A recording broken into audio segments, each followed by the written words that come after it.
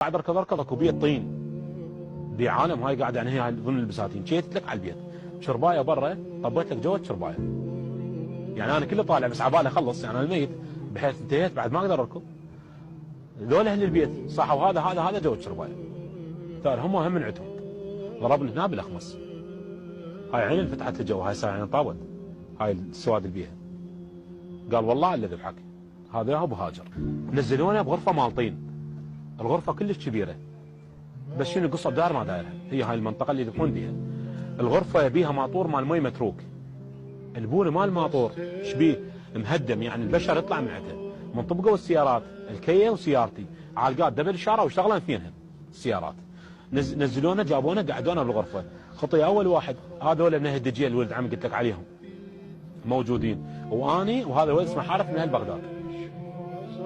راسا هم سووا قوموا ذول الولد الاخوه هم ذولا ما كل لابسين رشاشاتهم هذا المصور والدباح اخذوهم مسافه 100 متر عنا واحنا ظلينا بالغرفه انا باوع قلت والله انا خليت اطفر اركض خلي يرموني ولا يذبحوني بلكي حتى راسي ذا موجود يجوز اهلي يعرفوني انا دي مرتخيه طلعت دي اول ما اخذوا ذول الولد ويا ما مسافه صح تكبير ذبحوا لك قطيع اول واحد انا ردت اقوم قالوا مربوطك تخلص مني هذا اللي وياي مديت يدي على زنطه بس قلت له هيك فتحت يديه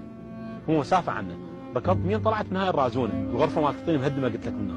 صعدت قوله بسيارتي وهذا هو صعد وياي ما حتى من صعدنا ما حسوا بينا لان اول شيء غبشه وقصب مأمنين منطقه صحراء يقول لك ذولا مشتتين ما يشردون بس الله يعني مال البيت انا خليت امام علي بها والله الكريم خوي بس صعدت بالسياره بس فريت السياره هيك بس فريتها مو فره عاديه يعني اول شيء خايف ما مصدق انا نزلت السياره مال السياره بس طلعت هم شافوا السياره ركضوا عليه قام يرمون عليه هاي الطلقات اللي شفتها بالسياره اسمع طلقات بالسياره بس انا قلت بعد ما معقوله قلت راح اخلص يعني يجوز قدامهم هم من ما ادري المنطقه